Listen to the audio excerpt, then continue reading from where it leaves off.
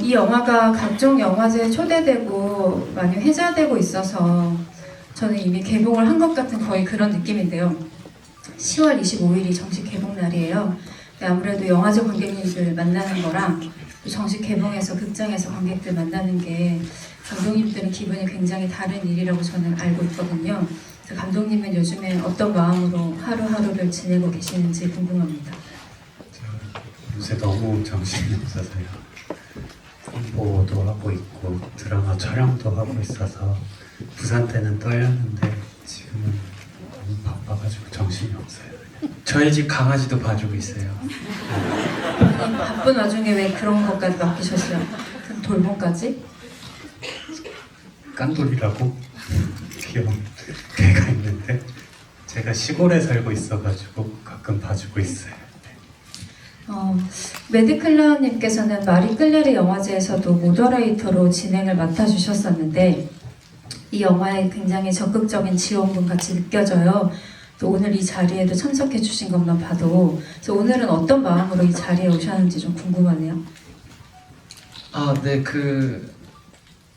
영화가 사실 이제 여러모로 되게 저는 좋게 봤고 동생인 걸 떠나서 이제 작품을 보고 나서 이렇게 좀 약간 결이 세심하고 섬세한 사람인 줄 몰랐어요, 사실. 원래는 몰랐는데. 네, 원래 몰랐어요. 그냥 그럴 수 있죠. 네. 평소에는 이제 제 동생이 성격이 약간 DP 보시면 계단신 있잖아요. 계단신에서 막 히히히 거리면서 막 내리잖아요. 그게 저희 어머니와 저는 이게 딱 봤을 때 현철이구나 싶어서 막 사람들이 연기를 막 그렇게 잘한다라고 했을 때 그게 와닿지가 않았어요. 왜냐면 평소에 집에서 그러거든요.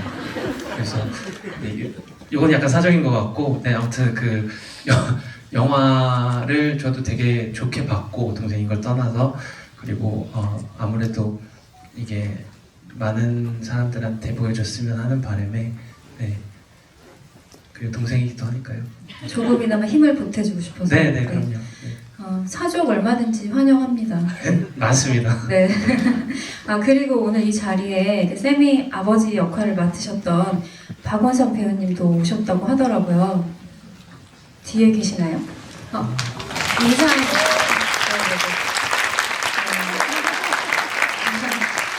하트를 날리고 계십니다. 네, 감사합니다. 저는 영화에 대해서 이 영화 굉장히 섬세하다라고 말씀하셨는데 저도 그렇게 봤고요. 서사나 사건이 중요한 영화도 있지만 이 영화 자체의 정서가 굉장히 섬세하고 되게 프라질하다 그런 느낌을 받으면서 조심조심 이 영화를 본 것 같아요. 그런 것들에 대해서 이야기를 좀 나눠보고 싶고 제가 또 인상적이었던 장면들 얘기 나눌 테니까 매드클러님도 그런 장면들이 있으시면 또 감상이 있으시면 얼마든지 얘기해 주셨으면 좋겠습니다. 저는 이 영화를 작년에 부산에서 처음 봤었는데요. 첫 인상이 눈부시다였어요. 근데 이것은 정서적인 것도 그렇지만 물리적으로 말입니다. 네.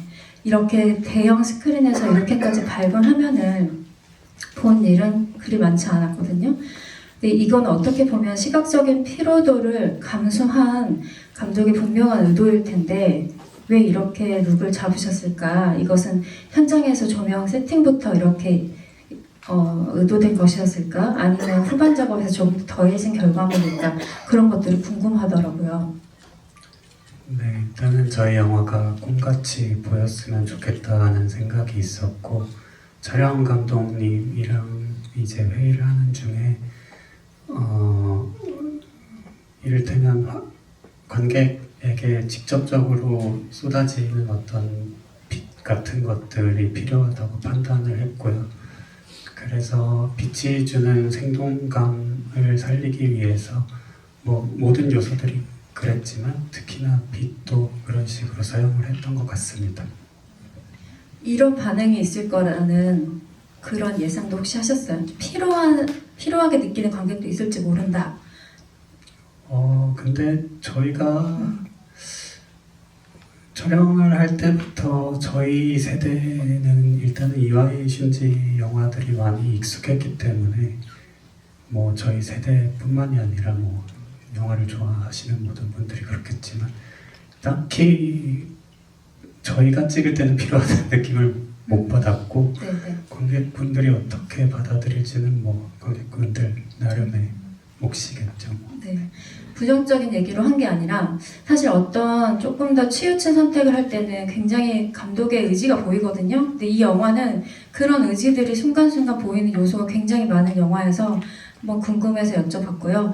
혹시 매드 클라운님은 이 영화의 룩에 대해서 어떻게 보셨는지 궁금해요. 저도 사실 그 똑같은 질문을 동생한테 했었어요. 영화를 보고 나서. 그래서 이거를 좀 약간 과하게 잡은 게 의도한 거냐라고 하니까 맞다고 하더라고요. 그래서 그 이유에는 제가 생각했을 때는 이제 감독님 말씀하셨듯이 이제 좀 약간 판타지적인, 환상적인, 동화적인 혹은 그런 부분들을 의도한 것과 플러스로 제가 거기서 더 느꼈던 거는 이제 그 뭐랄까 그 어떤 계절적으로 이제 어떤 약간 여름의 느낌 그리고 그때의 어떤 그 학생들의 풋풋함이랄까 그런 것들이 훨씬 더 좀 그 색감으로 인해서 더 다가왔던 것 같아요.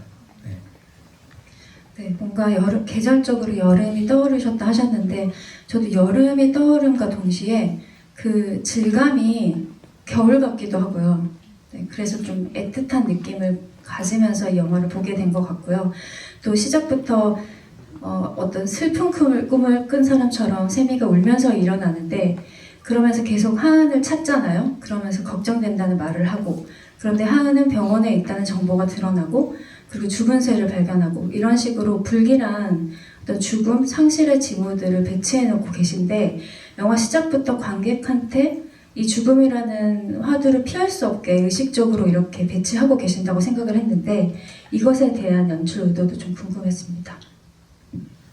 일단 애초에 이 영화를 처음 구상했을 때부터 죽음이 실시간으로 다가오는 어떤 아이들에 대한 이야기를 하고 싶었고 근데 그거를 어떤 스펙타클이나 구체적인 이야기나 뭐 이런 방식으로는 풀기가 싫었고요. 특히나 어떤 죽음이 일어나는 장면을 찍는 것도 그렇게 찍으면 안 된다는 생각이 있었고 그래서 영화 전반의 어떤 징후 같은 것들 혹은 세미의 관점에서 보거나 아니면 이 일을 아는 사람들의 관점에서 보면 언뜻 보면 무의미하지만 어떤 의미를 내포하고 있는 혹은 이야기를 내포하고 있는 그런 것들을 많이 넣으려고 했던 것 같습니다. 네. 그런데 우리가 영화를 다 보고 나면 이 영화 속에서는 결국 이 세계에서 사라지는 것이 하은이 아니라 세미잖아요. 그런데 이 세미의 불안은 어디서 기인하는 것일까라는 생각을 하게 됐어요. 그 인물의 감정에 들어가 보면 죽음의 불안을 느끼고 있는 것은 세미였으니까. 그래서 이건 감독은 이 영화를 만든 감독은 그 존재가 자신의 운명을 직감하고 혹은 어떤 동물적으로 감지한다고 느끼는 걸까? 이러한 작은 의문이 들더라고요. 약간은 어떻게 보면 첫 장면 그러니까 꿈을 꾸고 깨어나는 장면은 일종의 예지라거나 혹은 신탁 같은 느낌을 줘야겠다라는 생각이 있었던 것 같아요. 그래서 세미가 어떤 직감적인 죽음을 느끼고 하은에게 달려가는 구조라고 생각을 했고 근데 이건 뭐 1차원적인 이야기고요. 뭐 영화 전반에 있어서 세미라는 캐릭터 자체가 일단은 누군가와 헤어진다거나 누군가를 잃는다거나 혹은 크게는 죽음에 있어서 엄청난 두려움이 있는 캐릭터일 거라고 생각을 했습니다. 네. 혹시 여기에 대해서 느끼신 바가 있으시면 매드 클러님도 얘기해 주세요. 네, 거기까지는 미처 생각을 못했습니다. 네, 알겠습니다. 네. 대사가 이제 장면을 선행하는 순간들이 몇몇 인상적이더라고요. 그러니까 세미가 죽은 새를 발견하고 있는 순간에 함께 있지만 약간 동떨어진 것 같은 친구들이 대사를 하고 있는데 그것이 명확하게 누구의 입에서 발화되고 있는 것인지는 모르는 그런 대사들이 나와요. 그게 처음에는 치매 걸리면 뭐 어떨 것 같냐는 얘기로 시작되지만 나중에는 뭐 놀이터 바닥이 시멘트 바닥인 거 알았냐 막 이런 얘기들을 하다가 이것이 오버랩 되면서 갑자기 세미가 화면에서 사라지는 그런 장면이 저는 인상적이었어요. 대사를 먼저 현행시키고 그것이 누구의 것인지 알 수 없는 약간의 그런 효과, 그런 것들은 어떤 의도에서 하신 건지 궁금하더라고요.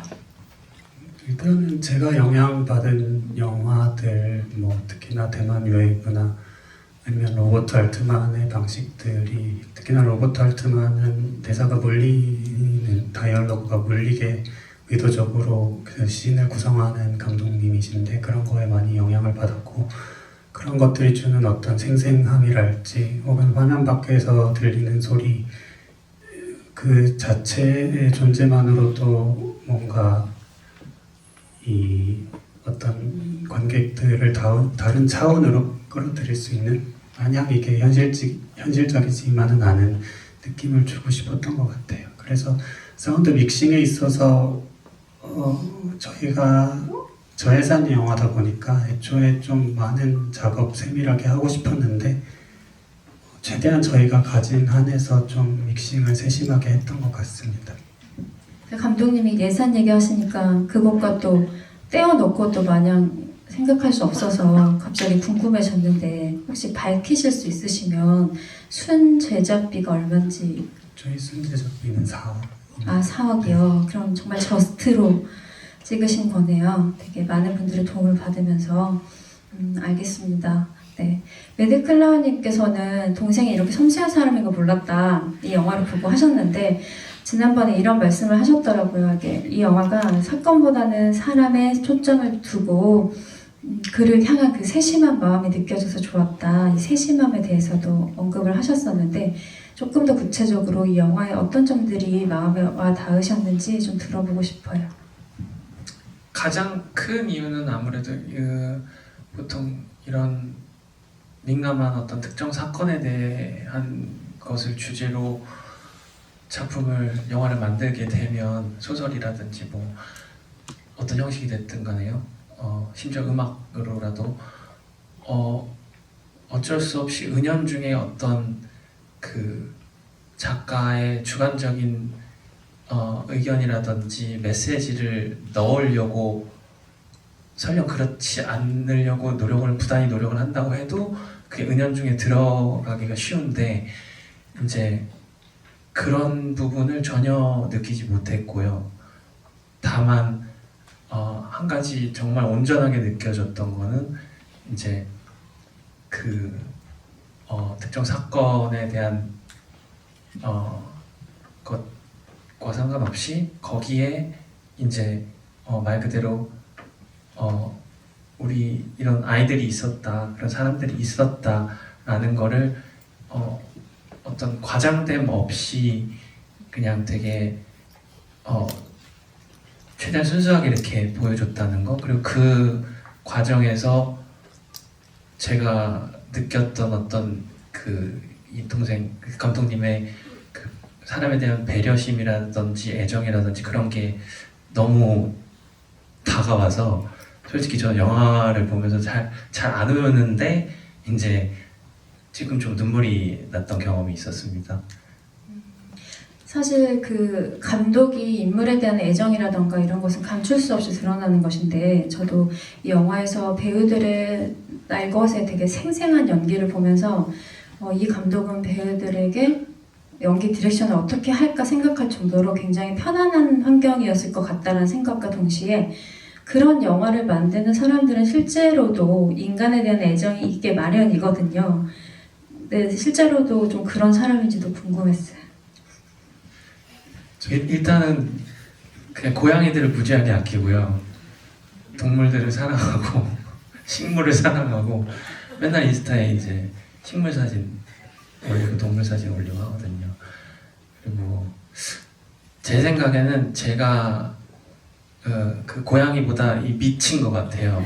그럴 수 있죠. 동생한테. 네. 그건 좀 확실한 것 같아요.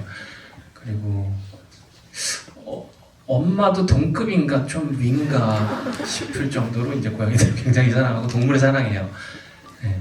그리고 어렸을 때부터 좀 그런 게 있었던 것 같아요. 저희가 강아지들을 많이 키웠었거든요. 산속에 살면서. 그래서 그때부터 좀 네, 어떻게 보면 좀 제 동생이지만 좀 순수한 면이 굉장히 내면에 좀 많이 자리 잡고 있다고 해야 되나? 뭐 우리 모두 다 그렇겠지만 네, 동생은 좀 특히 더 그런 것 같아요. 되게 견딜 수 없어 하시는데 하고 싶은 말 있으세요?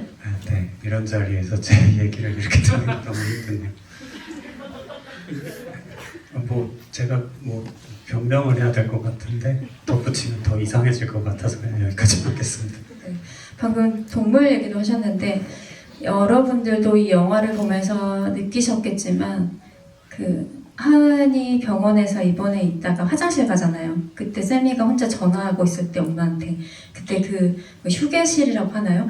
거기가 식물들의 느낌이 충만하게 흘러내리고 있잖아요. 그것과 연결해서 하은이 집도 그렇고 또 나중에 둘이 세미가 손을 다쳐서 병원 갔다 나오는 그 건물 복도도 그렇고 식물들이 굉장한 존재감을 보여주고 있어서 동물들도 곳곳에 출연을 하고 그래서 이 감독은 동물과 인간과 비인간인 생명체들에 대해서 굉장한 관심을 갖고 어쩌면 그것을 대등한 존재로 바라보고 있는 사람인가? 라는 생각을 했었는데 대등하지가 않고 오히려 인간이 밑에 있을 수도 있는 거네요. 네, 제가 일단 천성이 인간을 그렇게 별로 안 좋아하고요. 인간 혐오가 너무 심해서 좀 힘든데 뭐 이 말은 근데 제가 인간을 싫어한다는 말은 또 한편으로는 인간을 엄청나게 애정하고 있다는 뜻이기도 하거든요. 근데 인간의 어떤 면면들 특히나 그 분류에는 저 또한 포함되니까 이건 일종의 자기 혐오인데 그런 면면들 때문에 인간이 너무 싫은 와중에 이제 조금은 인간종의 관점에서 벗어난 어떤 시각들, 새로운 이야기들을 하고 싶었던 것 같아요. 네, 인간뿐만이 아니라 너무 인간 얘기가 많잖아요. 일종의 자의식 과잉 상태가 아닌가 싶어서 네, 좀 이 인간의 오만함에서 조금 벗어난 삶을 살고 싶기도 하고 그런 영화를 찍고 싶기도 하고 그렇다고 해서 제가 뭐 막 대단한 활동가나 비건은 또 아니고요. 그러고 싶어하는 사람입니다. 네, 이 영화에서도 뭐 그것이 의도적으로 어떤 주의 주장을 하기 위해서 들어가 있다기보다는 너무나 일상처럼 자연스럽게 함께 있다, 공존한다 그런 느낌을 받았던 것 같아요. 거기서 감독이 어떤 사람인지가 좀 드러났던 것 같고요. 네. 저도 근데 영화를 통해서 그러니까 동생에 대해서 이게 신기한 말이긴 한데 좀 뭔가 많이 알게 됐다고 해야 되나? 약간 그런 느낌을 좀 받았어요. 그리고 되게 신기한 경험이었는데 저희가 막 그렇게 막 대화를 자주 하고 그런 편은 아니거든요. 근데 이제 뭐랄까 되게 신기한 경험이었어요. 뭔가 사람에 대한 거를 이제 어떤 느낌을 받았다는 게 작품을 통해서. 저도 원래 네. 친한 가족 사이는 말을 별로 안 한다고 생각하는데 제 착각인가요? 네.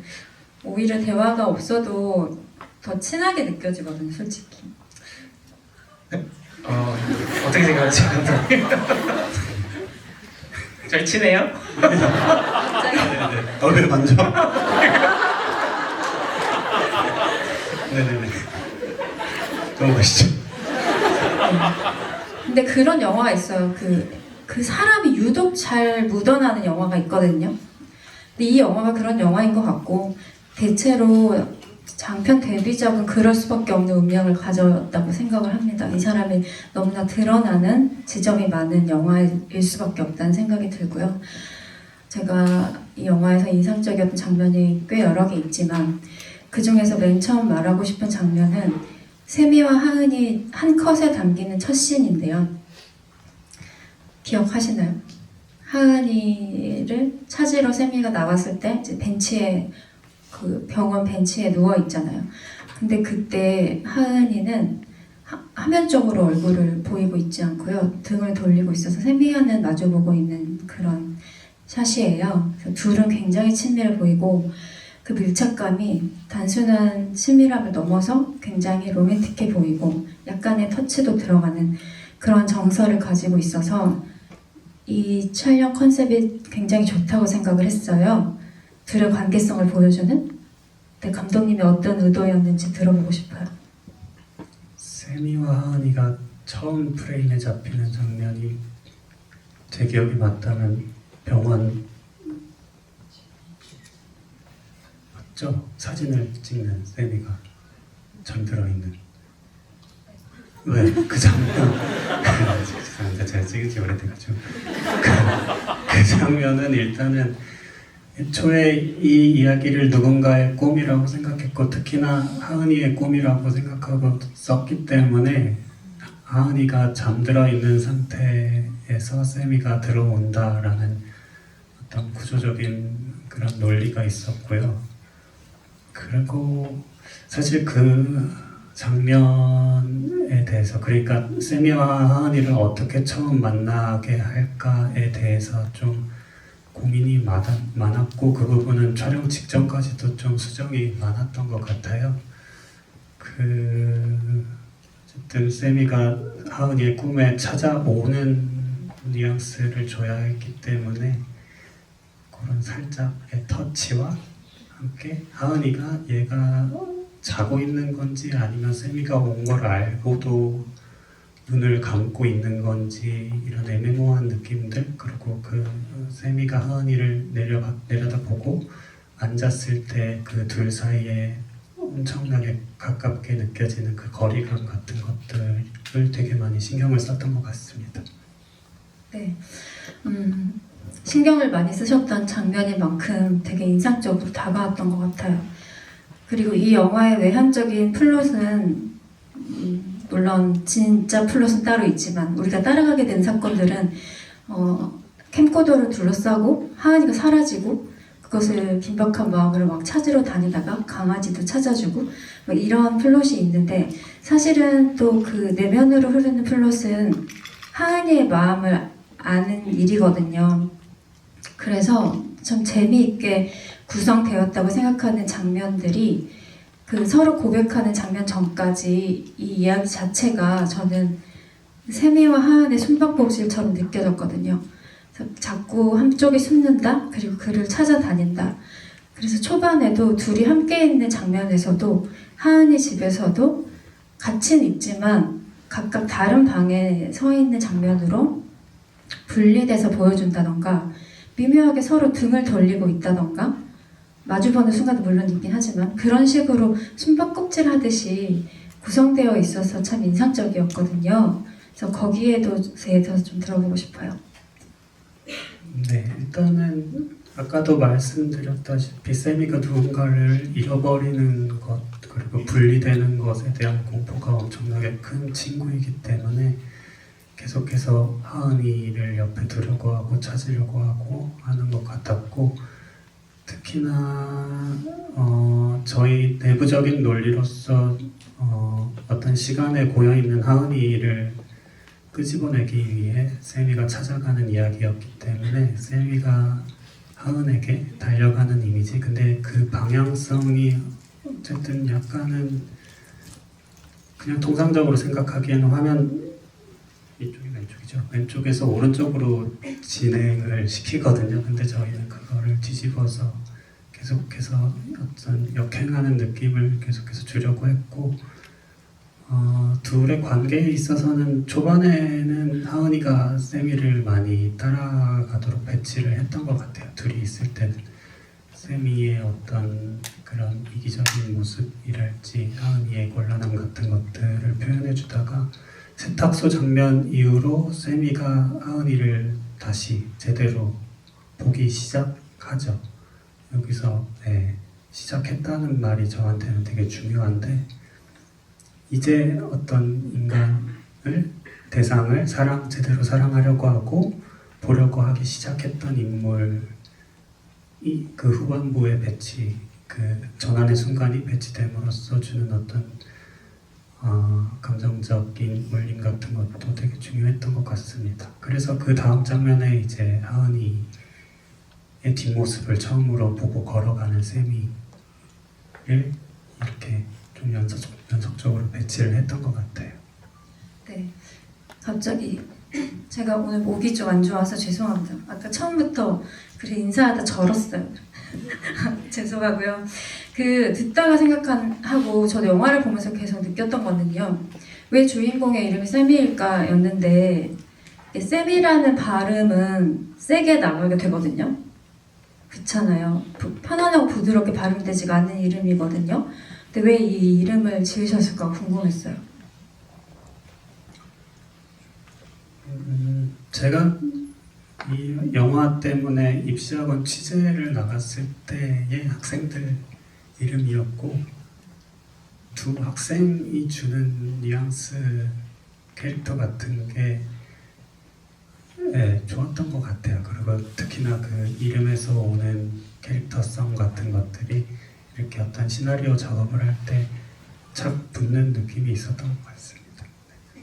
이미지적인 어떤 모델이 있었던 거네요. 이미지적인 모델이라기보다는 일단 그 이름에서 오는 뉘앙스가 되게 컸고 그들의 면면을 세세하게 가져다 쓰진 않았던 것 같아요. 근데 그 하은이라는 친구는 되게 웃겼던 거는 맞습니다. 이 영화를 위해서 입시학원에서 수업을 하신 거죠. 네. 거기서 얻은 것들이 실질적으로 어떤 소득이라던가 내가 의도한 만큼 뭐 얻어온 것이 있는지 좀 궁금한데요. 일단 학생들한테 일기를 되게 많이 쓰게 했는데 그 중에 한 친구가 이제 앵무새한테 사랑해라는 말을 가르친다는 에피소드가 있었어요. 그게 양해를 구하고 그대로 가져왔죠. 되게 일종의 채집이었던 것 같아요. 양해를 구하고 그렇군요. 그 세미의 사랑하는 방식의 변화에 대해서 방금 설명을 해주셨는데 처음에 우리가 영화를 보면서 어떻게 느끼셨을지 모르겠지만 좀 이기적이다, 좀 어리다, 자기 생각만 하는 것 같다 라고 그냥 막연하게 생각을 저는 했었는데 그 다혜의 입을 통해서 굉장히 뭐 객관적인 갑자기 거리를 두면서 막 설명을 하잖아요. 넌 네 감정에 매몰돼 있고 상대에 대해서 관심이 없고 사랑받고 싶어서 안 달란 애야 라고 한번 딱 방점을 찍어주거든요. 근데 그걸 그렇게 들으면서 마냥 제가 수긍되지만은 않더라고요. 그렇게 생각했음에도. 왜냐면 세미는 나름의 전심을 다한 것이 아닐까? 그런 사람도 있잖아요. 네. 자신의 얘기를 들려줌으로써 그거를 사랑을 전하고 있다고 생각하는 사람도 있다고 저는 믿거든요. 그래서 거기에 대해서 어떻게 그리고 싶었는지 그 마음을 어떻게 표현하고 싶었는지 좀 궁금했어요. 일단 세미는 너무나 실수를 많이 하고 이기적이고 짜증도 많고 부족한 점이 많은 캐릭터라고 생각했고 근데 기본적으로 이 사람이 가진 사랑의 크기가 엄청나게 큰 캐릭터라고 생각을 했던 것 같아요. 예를 들어서 개를 구하게 되는 것이 저는 일종의 큰 사랑이 이 캐릭터 안에 내재되어 있기 때문에 그런 행동에까지 이르게 되는 거라고 생각을 하기 때문에 그런 캐릭터가 맞는 어떤 전환 같은 것들이 있어야겠다라고 생각했고 그리고 사실은 세미가 초반에 하은을 대하는 방식들은 저희가 통상적으로 생각하는 어떤 연애의 감정 잠깐 들뜨고 설레고 소유하고 싶고 집착하게 되고 이런 감정과 비슷하다면 꿈 장면이 떠오른 이후로 그리고 하은이를 제대로 다시 보기 시작한 이후로 느끼게 되는 세미의 사랑은 조금은 관점이 다른 조금은 더 넓은 의미의 사랑일 거라고 생각을 했었던 것 같습니다. 네, 사랑하고 있다고 생각하니까 그 집착하고 이런 약간은 비상식적으로 보이는 행동들이 저한테는 좀 사랑스럽게 느껴졌던 부분도 있었던 것 같고 그래서 좋아하는 장면이 다혜가 하은이 비번 알고 있었다는 거 알게 됐을 때 엄청 불같이 화내잖아요. 그 장면에서의 감정이 진짜 튀어나오는 것 같이 참을 수 없이 튀어나오는 것 같아서 그 장면이 되게 좋았는데요. 그 매드클라운님께도 이 세미의 사랑법과 이 아이의 내면에 대해서 어떻게 보셨는지 좀 들어보고 싶었어요. 그러니까 이기적이다라고 표현을 했잖아요. 근데 그게 뭐랄까, 이게 사람마다 워낙 다 갖고 있는 사랑에 대한 정의가 다르잖아요. 대부분 일반적으로는 이제 저희는 태어나면서부터 그 어떤, 사실 이게 다 다를 수밖에 없는데, 이제 뭐 TV나 소설이나 뭐 시나 뭐 이런 거 여러 작품들을 통해서 사랑에 대한 일반적인 그 관점들을 들어오게 되는데, 이제 저도 어렸을 때 이제 막 연애했을 때를 생각을 해보면, 그 내 감정에 대해서 잘 인지하지 못하고 서툴렀을 때를 생각을 해보면 저도 되게 약간 그 전형적인 세미의 사랑 방식이었거든요. 내가 이렇게 너를 생각을 해주고 너만 보는데 왜 넌 날 몰라줘? 라는 식의. 근데 전 되게 오랫동안 그 모습을 인지를 못했었던 경험이 있어요. 그 성인 되고 나서도. 그래서 굉장히 그 이런 관계에 있어서 되게 서투르고 다툼도 잦았던 기억이 있는데, 그런 모습들 보면서 공감도 많이 되고, 이 사람이 공감을 하게 되면 좀 위로를 받잖아요. 그래서 그런 부분들이 저는 영화를 보면서 좋았고, 되게 어렸을 때는 어쩔 수 없이 약간 그런 방식의 사랑을 하게 되는 것 같아요, 대개는. 네. 방금 어렸을 때 그런 사랑을 나도 했다라고 하니까 옆에서 조연철 감독님께서 굉장히 듣기 싫다는 듯이 아니었어요? 거북해 하시는 줄 알았거든요. 오늘 시네큐브에 굉장히 오랜만에 많은 관객들이 꽉 채워주셨어요. 그래서 모두가 기뻐하는 분위기인데요. 질문도 굉장히 많이 써주셨어요. 감상도 있을 것이고 제가 한번 읽어볼게요. 조연철 감독님, 실제로 보니 아이돌 같아요. 멋지다. 네, 그러면서 뽀샤시한 색감에 대해서 물어보셨는데 아까 대답을 충분히 해드린 것 같고요. 그리고 안경 벗으시니까 엄청 잘생기셨네요. 조조 형제 내가 나을걸. 이 글에 많은 분들이 또 하트를 눌러주셨습니다. 영화에 나오는 거울과 시계, 식물, 동물은 영화에서 어떤 의미일까요? 그리고 여자아이의 감성을 어떻게 그렇게 섬세하게 표현하실 수 있었나요? 라고 물어보셨습니다.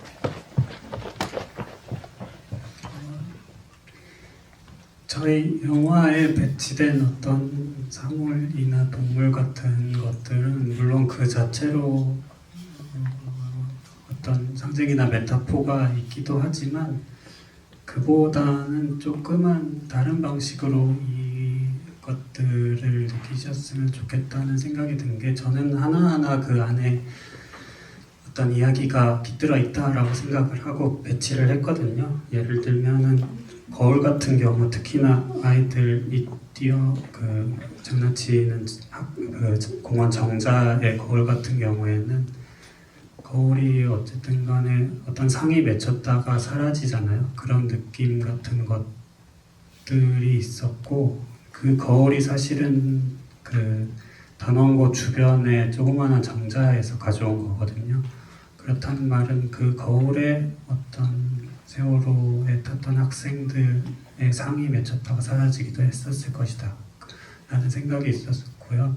그리고 사과 같은 경우에도 그냥 어떤 상징으로 읽히기보다는, 그 사과는 갈변이 쉽게 되잖아요. 근데 제가 의도적으로 미술 감독님한테 갈변 되기 전에 사과를 좀 가져다 달라고 했거든요. 배워본 자리가. 그 말은 이제 내가 그리워하고 내가 보고 싶고 내가 사랑하는 사람이 방금 전까지 여기 있었다라는 이야기가 되기도 하기 때문에 그런 것들을 좀 세심히 좀 배치를 했던 것 같아요. 그리고 그 지점토, 세미가 쇠를 묻어주면서 옮겨 닿는 그 지점토 같은 경우에도 그 하나하나에 어떻게 생각해보면 아이들의 그걸 만들 때 감정이랄지 그 순간에 어떤 온기 같은 게 남아있을 거라고 생각했고 그거 하나하나가 전부 다 다르거든요. 저희가 준비한 게 아니라 그거는 실제로 그 헌팅지 학교에서 가져온 소품인데 정말 똑같은 게 하나도 없어요. 그 각자 하나하나가 어떤 뭐 영혼 이런 것이 있다면 거기에 담겨 있는 것일 수도 있고 그리고 그 것들이 그 외진 곳 정원의 한켠에 아이들이 다 사라지고 난 다음에도 어느 정도 한동안 있었을 것이다 라는 생각을 하면서 찍었던 것 같고 뭐 열쇠고리 같은 경우에도 사실은 미술 감독님한테 여러 개를 준비해 달라고 했어요. 그래서 세미가 꿈장면에서 아이들과 돌아올 때 그 세미 열쇠고리 하나가 약간은 조금 색이 변색이 됐거든요. 그거는 일단은 저는 영화를 찍으면서 스태프들이 어떤 사건에 자신들의 이야기를 엮어나가는 여정 같은 게 중요했기 때문에 미술 감독님한테 열쇠고리 하나를 가지고 가서 진도 바닷물에 담가 주시면 안 되겠냐라고 부탁드린 적도 있었던 것 같아요. 네. 여성의 감성. 일단은 제가 모른다라는 생각이 있었기 때문에 좀 많이 관찰을 하려고 했고 취재도 많이 했고 근데 내가 이걸 모른다라는 생각이 끝까지 풀리지가 않았기 때문에 좀 두려움이 많이 앞섰고 근데 이제 스태프들을 만나면서 여러 이야기를 거치면서 이제 크게 다르지 않다 혹은 이걸 나 혼자 만들어 나가는 것이 아니다라는 생각을 했었던 것 같습니다. 매드클라운님, 영화에서 본인 노래가 삽입된 부분에 대한 감상이 궁금합니다.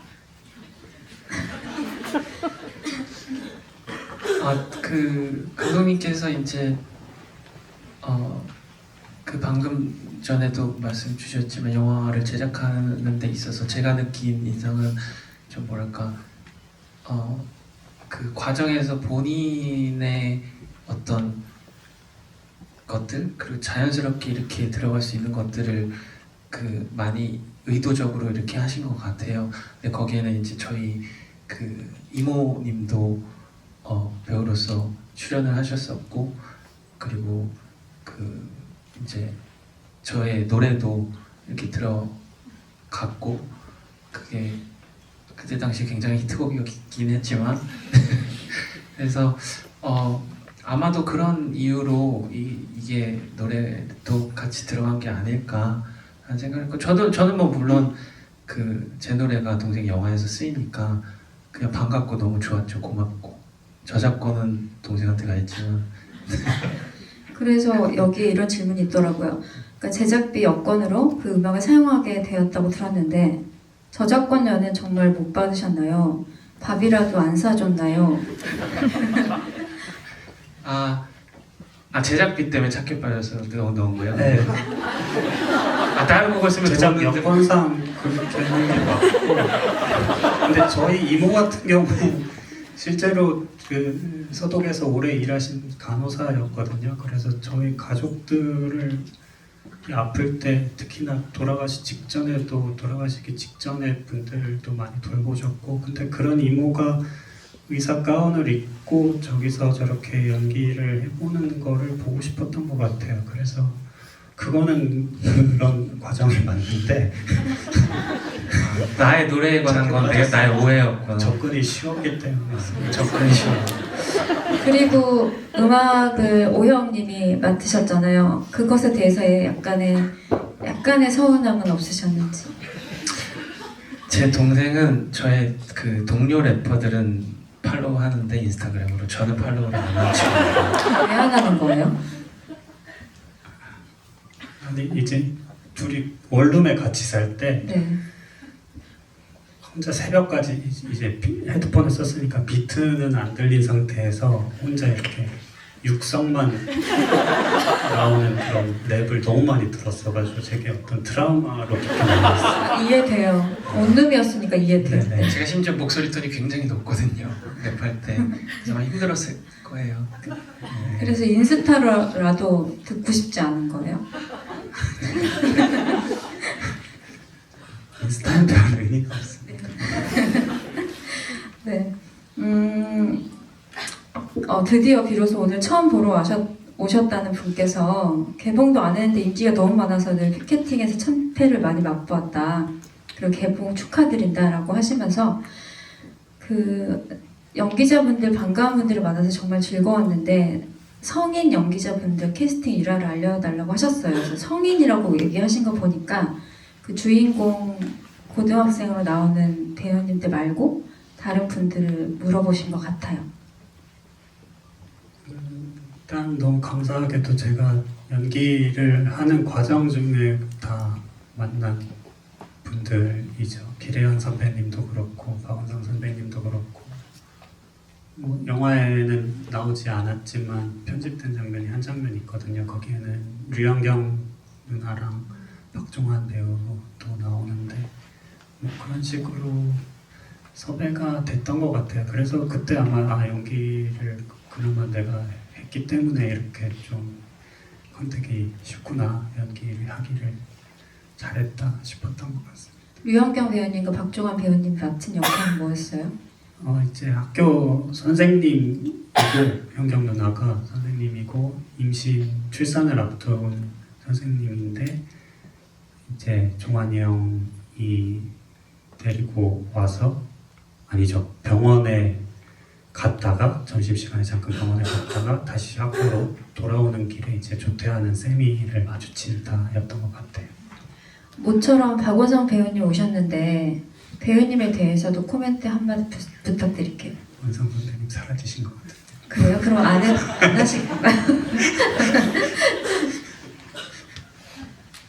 하실 거예요? 아니 원상 선생님 너무 잘 살려주셨던 것 같아요. 그 후반부의 생동감 같은 것들 제가 마냥 이렇게 납작하게 평면적으로 어떤 엔딩을 장식하고 싶지 않았기 때문에 계속해서 저는 이 장면 안에서도 어떤 인물의 행동이 좌절이 되고 다시 그걸 이겨내고 극복을 한 다음에 다시 어떤 행동을 하는 운동성 같은 게 중요했는데 그런 것 중에 하나가 이제 아빠가 세미가 사랑한다는 말을 하는 와중에 아빠가 들어와서 이제 포장을 버린다 이런 것들이 있었던 것 같아요. 그리고 저는 이 영화 자체가 사랑받고 사랑하는 영화라고 생각을 하는데 그 박원상 배우님이 가진 특유의 따뜻함과 인간적인 그 미가 있으시잖아요. 그냥 그 인상 자체만으로도. 네, 선배님 여기 계셨으면 좋았을 텐데 너무 아름다우신 분이십니다. 네, 그게 느껴져서 좋았던 것 같아요.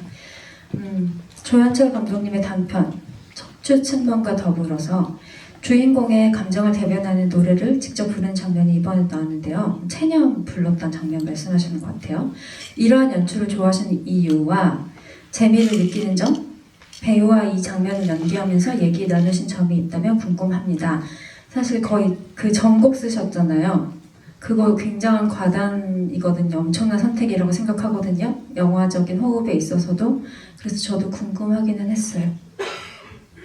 전곡을 쓰는 선택을 했던 거는 그 시간이 필요했어요. 세미의 얼굴 표면적인 질감에서 느껴지는 변화나 눈빛이라던가 호흡 같은 것들이 주는 물질적인 감각을 관객이 충분히 느끼기를 바랬고 거기서 오는 어떤 이렇게 세세하고 물질적으로 느껴지는 표면적인 것이 사라졌는가를 좀 질문을 하고 싶었고 그리고 그 사이에 아이들이 제주도에 있는 모습을 끼워 넣은 거는 아이들이 제주도에 있는 걸 보고 싶었다라는 아주 단순한 그런 의도였고 그리고 저는 이제 그 통속적이라고 생각하는 것들이 주는 익숙한 감정 이외에 이거를 죽음을 하루 앞둔 사람이 불렀을 때 느껴지는 어떤 아이러니함을 표현하고 싶었던 것 같고 제가 특히나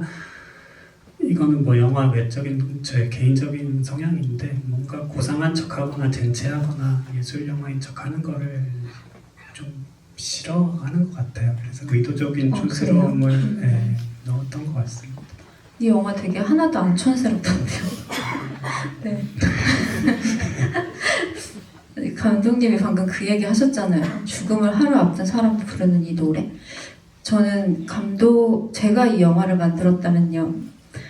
관객들이 이게 세월호 얘기라는 걸 어디서 알게 할까에 대한 그것이 중요하거든요. 그러니까 이미 아는 상태로 보게 할까, 처음부터 그냥 알려주나, 그거에 따라서 감상이 엄청나게 달라질 수밖에 없어요.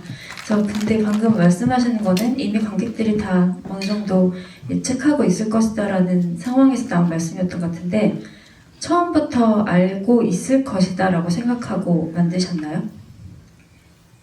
네, 이거를 시나리오를 쓴 게 2016년이었는데 세월호로부터 2년이 지난 시점에 제가 이거를 수학여행 전날 어떤 아이들의 하루를 그린 영화야라고 하면 사람들이 대본에 알았죠. 이게 세월호 영화의 어떤 그런 메타포를 담고 있다는 걸 알았고 그래서 한동안 제가 이거를 당연히 사람들이 처음부터 그냥 알 거라고 생각을 했었던 것 같아요. 근데 이게 시간이 길어지고 작업하는 기간이 길어지면서 사람들이 이걸 모르더라고요. 그래서 그 수위 같은 것을 조절하는 게 끝까지 좀 힘들었던 것 같고 특히나 후반 작업에서도 그 라디오 소리를 넣을까 말까에 대해서 되게 고민이 많았었던 것 같아요. 네.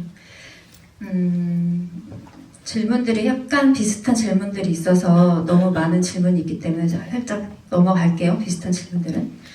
이 장면 좋았어요. 저도 세미가 설빙에서 친구들이랑 티격태격 하고 있는 그 장면이 있잖아요.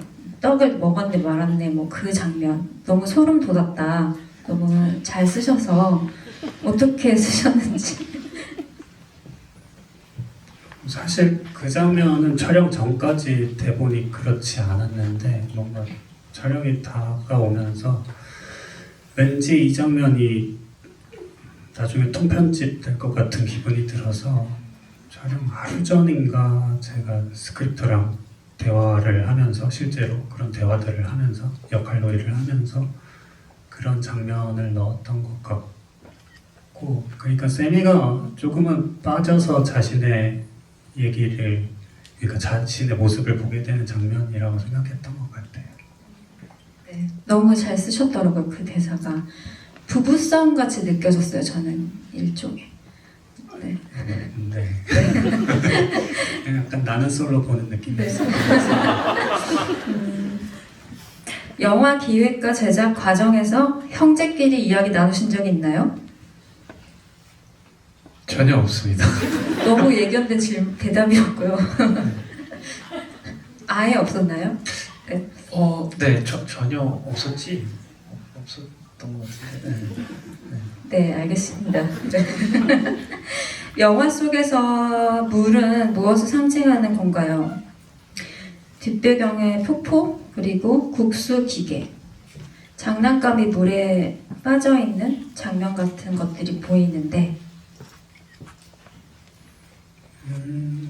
그렇게 물이 폭포가 나오긴 했지만 그러니까 제일 중요했던 건 세미의 상처에 물이 닿지 않게 하려고 하는 장면인 것 같긴 해요. 거기서 오는 어떤 정서적인 느낌, 슬픔 같은 것들 하지만 그 와중에 또 엄마는 너무나 세미 같고 세미도 엄마 같고 하는 모습들 그래서 세미가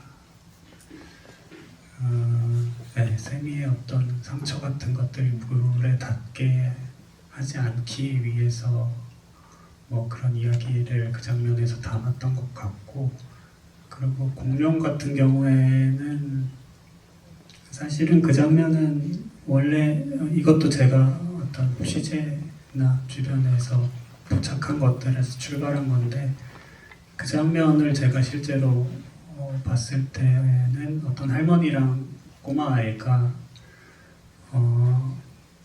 공룡이 물에 빠지면 어쩔 수 없는 거야라는 말을 그 꼬마아이가 할머니한테 하더라고요. 그래서 그 장면을 그대로 가져오려고 했는데 그게 이제 저희 스태프들이랑 회의하는 과정에서 이게 윤리적으로 어떤 이들한테는 상처가 될 수 있다라는 의견을 들었고 그래서 지금의 장면으로 각색이 된 것 같습니다. 지금 이제 슬슬 마무리해야 될 시간이 됐는데 정말 많은 질문들이 있었어요. 박정민 배우 뭐 시나리오 보고 욕 안 했나요? 뭐 이런 질문도 많았어요. 박정민 배우에 관한 질문.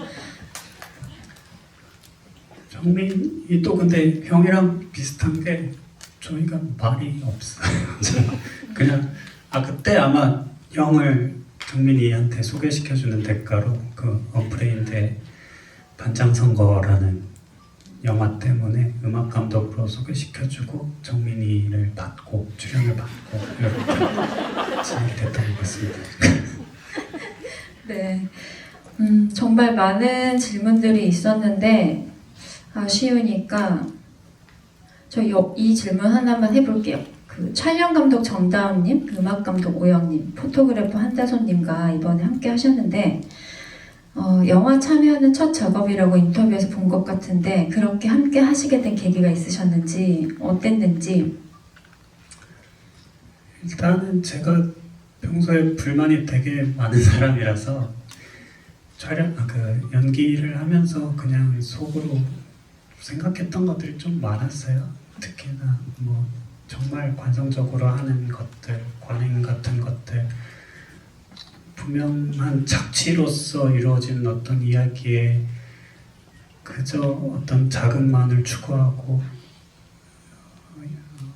금전적인 성공만을 추구하고 조그만한 의미도 찾지 않으려고 하는 모습들에서 조금 일종의 아까 인간을 혐오한다고 했는데 네, 이 산업에 대한 어떤 혐오감이 계속해서 있었던 것 같고 그래서 조금은 새로운 얼굴들과 작업을 하고 싶었던 것 같아요. 조금은 다른 시각으로 인물을 포착해낼 수 있는 특히나 기술적으로 충분하진 않더라도 여성 촬영 감독으로서 인물들을 조금은 다른 태도, 사랑이 담긴 태도로 포착해낼 수 있는 사람을 찾았던 것 같고 그래서 거기서 출발해서 여러 부분에서 좀 새로운 사람들과 작업을 계속해서 하려고 했던 것 같습니다. 네, 많은 되게 좋은 질문들 많았고 저도 질문 준비해온 거 절반도 못했는데요. 앞으로 개봉을 하면 아마 지브이 많이 하실 거니까 또 오셔가지고 질문 많이 해주셨으면 좋겠어요. 여러분들도 궁금해 하시는 질문이고 저도 궁금한 질문인데 차기작 계획이 있으신지 어떤 이야기 앞으로 하고 싶으신지.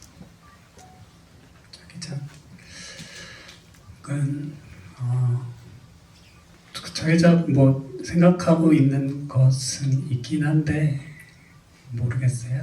산업이 워낙에 위축되고 있고 여러분들이 뭐 아실지는 모르겠지만 지금 되게 안 좋은 상황이거든요. 어떤 새로운 이야기가 나오기가 불가능하다고 보면 되는 것 같아요. 특히나 그 키를 쥐고 있는 사람들의 면면이 뭐 극장값이 올라서 그렇다, 뭐 이런 코로나 때문이다, 뭐 이런 몇몇 이야기들이 많은데 근본적으로 어떤 새로운 이야기, 변화된 현실에 발맞출 수 있는 새로운 이야기를 발견할 수 있는 사람들이랄지 거의 없습니다. 네, 투자도 다 얼어붙었고요. 그래서 그냥 저는 조용히 살면서 다음에 뭐 영화가 아니더라도 어떤 소소한 것들을 이야기해야겠다라고 생각하고 있어요. 하고자 하는 이야기는 많으신 것 같아요. 매드클라운님께서는 동생이 앞으로도 감독의 길을 계속 걸었으면 좋겠는지 그걸 응원하시는지를 걷는다면 어떤 감독으로 걸어갔으면 좋겠다 앞으로 그렇게 생각하시는지 좀 들어보고 싶습니다. 저는 동생이 만약에 그러니까 예를 들어서 소위 말로 잘 된다라고 하면은 배우로서보다 감독으로서 훨씬 더 가능성이 있다라고 생각을 해왔고, 네, 그래서 처음에 이제 배우로서 이제 막 TV에서 막 주목받고 그 전에도 뭐 활동이 있었지만 그랬을 때 되게 놀라웠거든요.